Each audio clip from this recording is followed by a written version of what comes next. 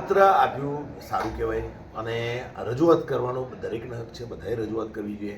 Even અમે પોતે ડૉક્ટર્સોએ પણ ઉપર સરકારમાં રજૂઆત કરેલી છે કે ફી વધારો થોડો ઓછો રાખવો, પરંતુ અત્યારે જે આ લોકોએ જે અત્યારે બિહેવિયર કર્યું થોડું વધારે પડતું ઉશ્કેરાટ, ઘોંઘાટ અને આ જે ડુપ્લિકેટ નોટો 2 રૂપિયાની, 100 રૂપિયાની, 5 રૂપિયાની એવી ઉડાડીને જવું અને એવું નહીં કરવું જોઈએ. અને આપણે શાંતિથી રજૂઆત કરી તો અમે ઉલટું એમને સરસ રીતે અમને ચા પણ પીવડાવત, સારી રીતે બધાને બેસાડીને આખી માહિતી આપે કે કઈ રીતે અમારી સોસાયટી ચાલી રહી છે, કઈ રીતે કોલેજ ચાલી રહી છે, કઈ રીતે અમારું એજ્યુકેશન કામનું કામ કઈ રીતે શરૂ થઈ રહ્યું છે, કઈ રીતે અમે વિદ્યાર્થીઓને સારી રીતે ભણાવીએ છીએ અને કઈ રીતે હોસ્પિટલ અને પેશન્ટ્સની કેર લેવામાં આવે છે.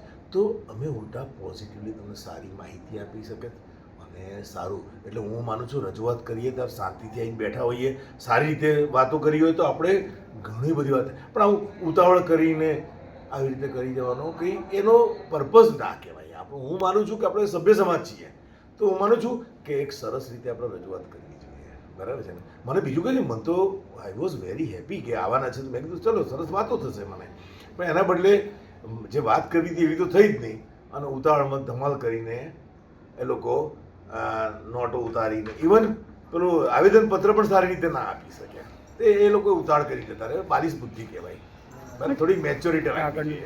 પહેલી વાત એ મને તો ખબર પણ નથી, હું અહીં બેઠો છું ત્યારે મને બીજા લોકોએ કહ્યું કે બહાર બધું થઈ રહ્યું છે. હું અહીંયા મારા કામમાંથી જ મને સહેજે ટાઈમ જ નથી મળ્યો, હું અહીંયા બેઠો છું અહીં ક્યારનો, મને ખબર જ નથી કે બહાર પોલીસ છે, બહાર આપણે વિદ્યાર્થીઓ આવવાના. મને એટલી ખબર પડી હતી કે વિદ્યાર્થીઓ આવવાના છે, મેં કીધું બરાબર છે તો આવશે. મને વિદ્યાર્થીઓ સાથે વાતો કરવી બહુ ગમે. તમે મારી પાસે 200 વિદ્યાર્થીઓ લાવો, હું એમને 1.5-2 કલાક સુધી મંત્રમુગ્ધ કરી શકું, એવી રીતે વાત કરી શકું, એમને જબરદસ્ત સમજ આપી શકું, નોલેજ આપી શકું. હવે સરકાર સહિષ્ણુતાપૂર્વક વિચારશે અને બધાએ રજૂઆત કરી છે, થશે. સરકાર હંમેશા આપણી સરકાર છે એ લોકો માટે. આટલું બધું ડેવલપમેન્ટ થઈ રહ્યું છે, તમે વિચાર કરો કે આટલું બધું જિંદગીમાં ડેવલપમેન્ટ જોયું છે આપણે. મેં છેલ્લા 50 વર્ષમાં કંઈ નથી જોયું. એટલું બધી તરક્કી થઈ રહી છે દેશની, ગુજરાતની, બધાની. એટલે થઈ જ રહેશે. સરકાર બધું લોકોને તરફે જ ધ્યાન રાખે છે અને કરશે. ખેડૂતોને આટલા પૈસા એમને ઘેર ઘેર આપે છે, બરાબર છે. બધાના અનાજ 80 કરોડ લોકોને અનાજ મળી રહ્યું છે. તમે યાદ રાખો આખી હિસ્ટ્રીની અંદર 5000 વર્ષમાં એવું બન્યું નથી કે 80 કરોડ લોકોને મફત અનાજ પણ આપી શકે. એટલે સરકાર લોકો માટે જ કામ કરે છે, બહુ ચિંતા કરવાની જરૂર નથી. આજરોજ અખિલ ભારતીય વિદ્યાર્થી પરિષદ દ્વારા GMARS મેડિકલ કોલેજની અંદર અખિલ ભારતીય વિદ્યાર્થી પરિષદ દ્વારા આવેદનપત્ર આપવામાં આવ્યું છે કે જે મેડિકલના સ્ટુડન્ટ્સ છે એમની અંદર જે ફીસ છે એનો વધારો કરવામાં આવ્યો છે.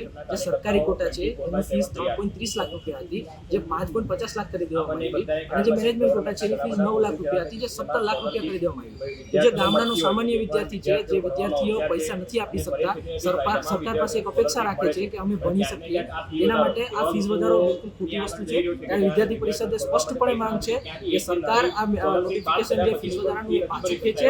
અને આજે અમે જ્યારે ડીન સાહેબને આવેદનપત્ર આપ્યું છે, ડીન સાહેબે કીધું છે કે ઉપર સુધી અમારી રજૂઆત પહોંચાડશે અને આ ફીસના વિષય પર ચોક્કસપણે નિર્ણય લેવામાં આવશે. અને જો આ નિર્ણય લેવામાં ના આવ્યો તો વિદ્યાર્થી પરિષદ આનાથી પણ ઉગ્ર આંદોલન દરેક કોલેજમાં કરશે. વિદ્યાર્થી પરિષદની એક જ માંગ છે કે જે પણ મેડિકલ કોલેજોની અંદર ફી વધારો કરવામાં આવ્યો છે તે પણ વિદ્યાર્થીઓના હિતમાં નથી. જે વિદ્યાર્થીઓ ફી ભરી શકવાની પરિસ્થિતિમાં નથી, પોતાનું ગુજરાન પોતાના પેરેન્ટ્સ માર ફી ભરતા હોય છે, ત્યારે આ વિદ્યાર્થીઓ કેવી રીતના મેડિકલ કોલેજની વધેલી ફી ભરી શકશે? આપણને બધાને ધ્યાનમાં છે કે GMARS કોલેજની સ્થાપના એવી ગરીબમાં ગરીબ વિદ્યાર્થીઓ મેડિકલનું એજ્યુકેશન લઈને ડૉક્ટર બનીને દેશની સેવા કરે એની માટે કરવામાં આવી છે. તો આ ફી વધારો કોઈ પણ રીતે યોગ્ય નથી. વિદ્યાર્થી પરિષદ આના માટે ગુજરાતના 13 જિલ્લાઓ કે જ્યાં મેડિકલ કોલેજ આવે ત્યાં આંદોલન કરવાનું છે. અને આ નિર્ણય જે પણ સરકારે લીધો છે જો પાછો નહીં ખેંચે અથવા તો ફી વધારો ઓછો નહીં થાય તો વિદ્યાર્થી પરિષદ આગામી સમયમાં હજુ ઉગ્ર આંદોલન કરવા માટે તૈયાર છે. ડીન સાહેબને રજૂઆત કરી છે, એમણે પણ ચોક્કસ બાહેધરી આપી છે કે આગામી સમયમાં 100% એ સરકારમાં રજૂઆત કરશે અને વિદ્યાર્થીઓને એડમિશન અહીંયા મળી શકે, ગરીબમાં ગરીબ વિદ્યાર્થી ઓછામાં ઓછી ફીએ ભરી શકે એવો પ્રયત્ન હંમેશા વિદ્યાર્થી પરિષદનો પણ રહેશે. વિદ્યાર્થી પરિષદે આજે રજૂઆત કરી છે 100% સરકાર આને ધ્યાનમાં લેશે. નહીં ધ્યાનમાં લે તો આગામી 7 દિવસની અંદર પણ વિદ્યાર્થી પરિષદ 100% ફરી આંદોલન કરશે. વારંવાર વિદ્યાર્થી વિરોધી ભાજપ સરકાર ક્યાંક ને ક્યાંક અનેક મુદ્દામાં વંચાઈ છે. જે રીતે તમે જોઈ લો કે ભાજપ સરકાર દ્વારા ગવર્મેન્ટ યુનિવર્સિટીની સીટો ઓછી કરવામાં આવી છે, ફીસ વધારો કરવામાં આવે છે. એમનો ફક્ત એક જ હેતુ છે, ગવર્મેન્ટ યુનિવર્સિટી બંધ કરો અને પ્રાઇવેટ યુનિવર્સિટી ચાલુ કરો. કારણ કે પ્રાઇવેટ યુનિવર્સિટી એ પોતાના પૈસા ભરવા માંગે છે. આ ભાજપ સરકાર માત્ર ને માત્ર પૈસા માટેની સરકાર છે. દર વખતે વિદ્યાર્થીઓની વિરુદ્ધ કામ કરતી આવી છે. જ્યારે વાત કરવામાં આવે પેપર લીકની હોય કે વિદ્યાર્થીઓના એડમિશન થયું હોય તો આ ભાજપ સરકાર દરેક વખતે નિષ્ફળ થઈ છે.